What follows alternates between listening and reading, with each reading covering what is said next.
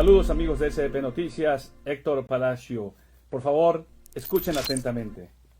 Era muy destructora enfermedad. Muchas gentes murieron en ella. Ya nadie podía andar, nomás estaban acostados, tendidos en su cama. No podía nadie moverse, no podía volver el cuello, no podía hacer movimientos de cuerpo, no podía acostarse cara abajo, ni acostarse sobre la espalda, ni moverse de un lado a otro. Y cuando se movían algo, daban de gritos. A muchos dio muerte la pegajosa, apelmazada, dura enfermedad de granos. Se refiere a la gran peste o gran sarna que se describe en el capítulo 29 de Historia General de las Cosas de la Nueva España de Bernardino de Sahagún, y se refiere a la viruela, la enfermedad traída por los españoles que causó estragos entre los mexicanos, pues obviamente no había vacunas, y en este capítulo en particular se refiere a que después de la derrota de los españoles a manos de los mexicas comandados por Cuitláhuac, el penúltimo tlatoani de México Tenochtitlan, se fueron, que tardarían un año en regresar, pero se empezó a contagiar la ciudad. Y justamente Cuitláhuac, 2 o 3 semanas después de esa victoria, que se ha conocido absurdamente como de la noche triste, cuando es una noche una de victoria, se contagió y murió de la viruela. ¿No habrían querido esas gentes tener acceso a una vacuna? Y ese es mi punto, porque a este momento las gentes de este tiempo que hemos padecido la enfermedad del SARS-CoV-2, COVID-19, ha enfrentado tanto a personas como a movimientos actualmente antivacunas o anticubrebocas, ya sea por ideología o por fanatismo. Y aquí quiero yo en particular desmentir 2 de esas mentiras. A principios de enero, la Deutsche Welle, la cadena televisora de Alemania, hizo un verificado de esta información que circula sobre todo en redes. Y dice así, para desmentir estas afirmaciones: nunca una vacuna provocó tantos efectos secundarios y sobre todo muertes. Millones de personas están muriendo como consecuencia de la vacunación, dicen estos activistas. Y la Deutsche Welle verifica: falso. Las vacunas contra el SARS-CoV-2 llevan más de un año siendo usadas en todo el mundo a escala masiva. Más de 9.000 millones de dosis se han inyectado y los efectos secundarios graves han demostrado ser extremadamente raros. Y por eso mismo, por esa vacunación rápida, es que hoy ha derivado en el Omicron, que realmente es como una gripe severa.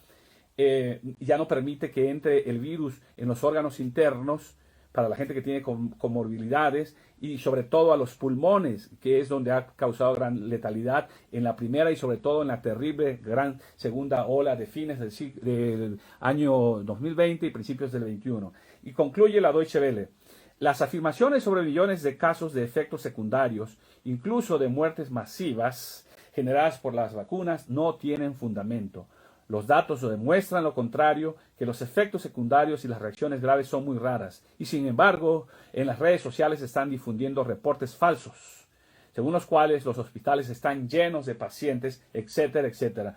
Y en México, curiosamente, en esta semana, un comunicador tuiteó a un farsante eurodiputado croata, Mislav Kolakušić, que dijo en el Parlamento, confrontando a Macron, que decenas de miles de ciudadanos han muerto debido a los efectos secundarios de la vacuna. Eso dijo el irresponsable. Y Rubén Luengas, este comunicador, dice: otro valiente, entre mayúsculas lo pones, eurodiputado, que le dice en la cara al hipercorrupto presidente francés lo que muchos no se animan a decirle. Felicitaciones, señor Mislav Kolakušić. Bendecida su patria Croacia de contar con un ser humano de su calidad e hidalguía.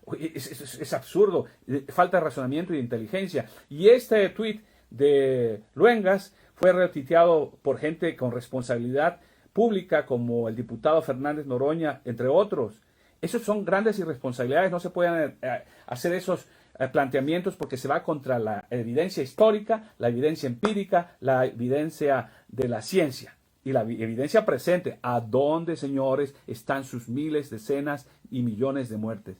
Falso. Otro, el asunto del cubrebocas, que no ayuda, que no ha sido un elemento importante para combatir el virus y la enfermedad, y que si se sigue muriendo la gente, pues quiere decir que ni la vacuna ni el cubrebocas, por tanto no hay que usarlo. Bueno, si tú te puedes aislar en la montaña, en el desierto, está bien, pero si convives en sociedad no puede ser. Entonces, desde el junio de 2020, la OMS sugirió muy fuertemente que se empezara a usar el cubrebocas junto con otras medidas, por supuesto, ya establecidas de higiene.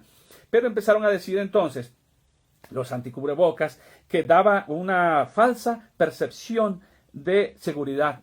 Qué ridículo argumento. Se necesita ser muy descuidado para argumentar que si yo me pongo el cubrebocas ya no voy a tener aseos en las manos, no voy a usar alcohol, no voy a guardar distancia cuando sea posible, o no me voy a vacunar. O sea, no hay una lógica en ese razonamiento.